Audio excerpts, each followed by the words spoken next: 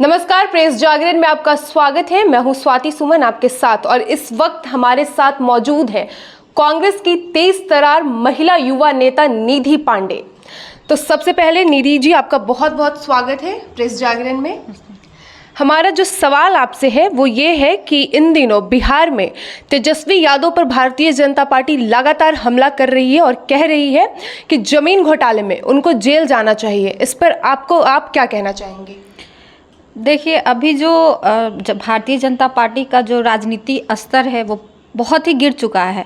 वो 24 में जान रही है कि 40 का 40 सीट महागठबंधन जीतेगा, इसलिए वो बेचैनी से नींद नहीं आ रही है, वो परेशान है। और वो कुछ भी मतलब बताइए कि जो तेजस्वी यादव पे ना चार्जशीट हुआ है ना FIR हुआ था, सिर्फ एक गवाह मान के आप उनको जेल भेज देंगे, तो ये तानाशाही की हद है।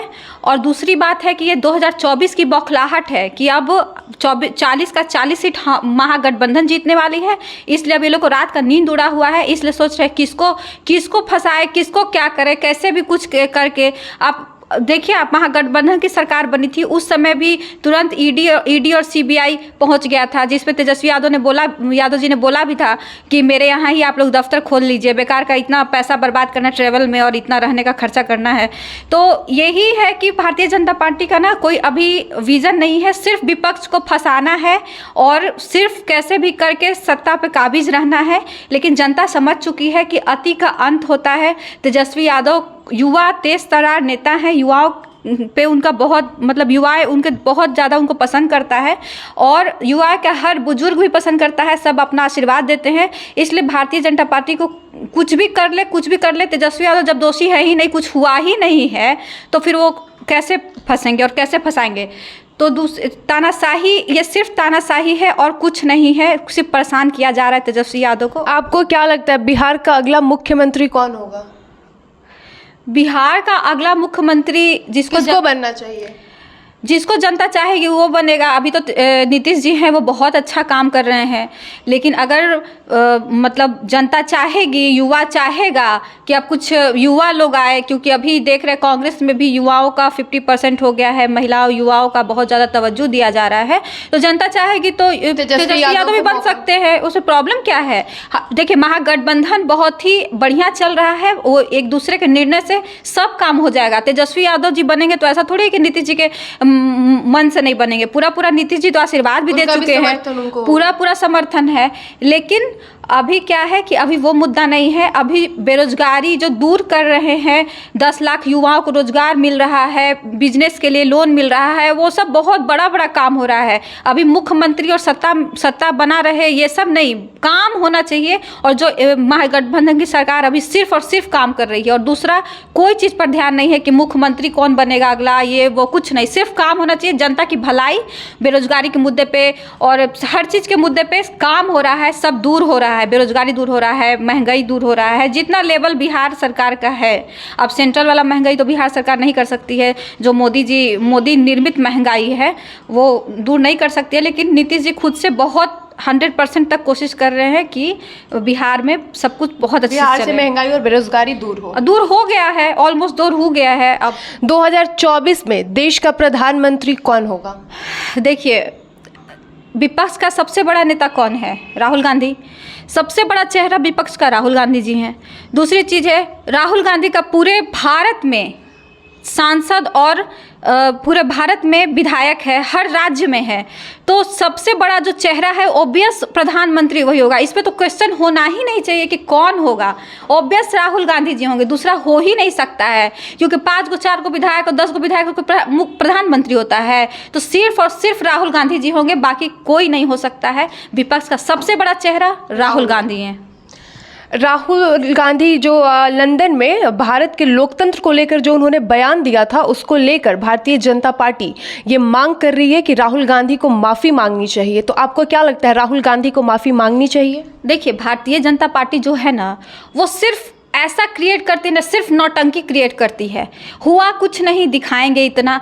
क्या राहुल गांधी जी बोले, कुछ अपमान नहीं किए। वो तो गर्व होना चाहिए कि कम से कम राहुल गांधी जी उतना पढ़े लिखे हैं कि विदेश में जाके बोल सकते हैं, और ऑक्सफोर्ड में बोल सकते हैं, सब जगह भाषण दे सकते हैं, समझा सकते हैं लोगों को। मोदी जी को तो उतना नहीं है, स्टेज बन जाएगा। हालांकि विदेश स्टेज तो मोदी जी विदेश जाते हैं तो सिर्फ उनके लिए स्टेज बना रहता है, उतना ही पे क्वेश्चन आंसर थोड़ी करते हैं। वो सिर्फ विदेश में गए, 10 लोग जुटा रहा, वहाँ वाह वाह मोदी करवा दिए और उसके बाद वापस आ गए। लेकिन राहुल गांधी जी जो है वो कोई स्टेज नहीं रहता है। वो वहाँ स्कूल में जाके, कॉलेज में जाके, ऑक्सफोर्ड यूनिवर्सिटी में जाके तरह तरह का भाषण, मतलब तरह तरह का लोगों को लेक्चर देते, पढ़ाते हैं, समझाते हैं, देश के बारे में बताते हैं, लोगों के बारे में बताते हैं, जागरूक करते हैं। तो ये प्राउड होना चाहिए। तो बीजेपी वाला क्या करता है, उसके पास कोई मुद्दा है नहीं, तो कैसे भी करके मतलब क्रिएट ऐसा देश में करना है कि बदनाम कर दे। अरे मोदी जी भी तो गए थे विदेश में, मोदी जी तो 2-3 बार गए और कहे, उनका वीडियो भी वायरल है कि अब भारत में रहने लायक नहीं है, ऐसे नहीं है, वैसे नहीं है। तो मोदी जी को क्यों नहीं देश से निकाल दिया गया? तो आपको क्या लगता है कि मोदी जी बदनाम करते हैं देश को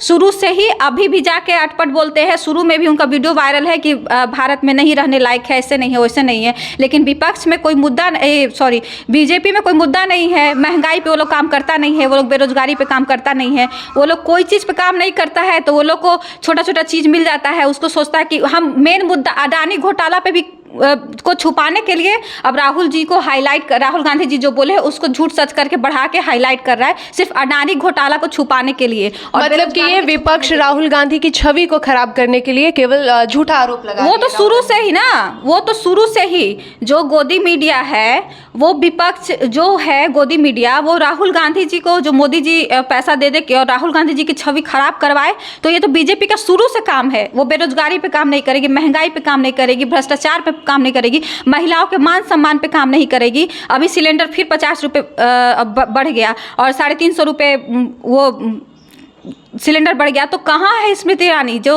बैठ के रोड पे सिलेंडर का नाटक करती थी, जो सिंड्रेला रानी भी नाम रखाया था? तो ये सब मुद्दा पे लोग काम नहीं करेंगे, ये लोग खाली नाटक करेंगे, दूसरे विपक्ष को परेशान करेंगे। देखेंगे मेरा सत्ता हाथ से जा रहा है तो ईडी सीबीआई को भेजेंगे।